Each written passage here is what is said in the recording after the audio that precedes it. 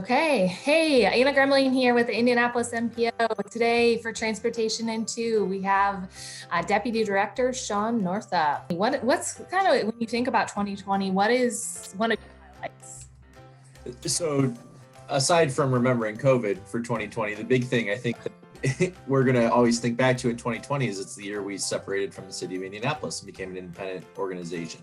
Become independent, that required legislation. And so we spent the first part of the year at the State House getting legislation, and or first part of last year. And then there was one surprise in it that they asked us to produce a pavement management report by next year, which staff was able to get done by now, which is the end of 2020.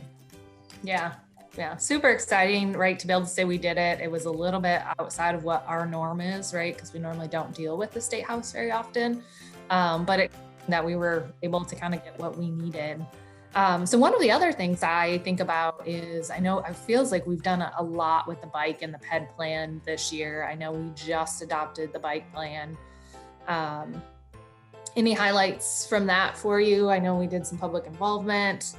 Yeah, the public involvement was really interesting because the end of the planning process got interrupted by COVID. So our team is pretty good about doing a lot of external or a lot of engagement that's more creative. And for this one, they were planning on doing some videos anyways. It's just that our public involvement ended up being almost entirely virtual social media and videos. I think we were prepared for it because we've been kind of pressing the envelope a little bit on the public involvement side. But it was cool to see it come together at the end of that process. And the plans look really good.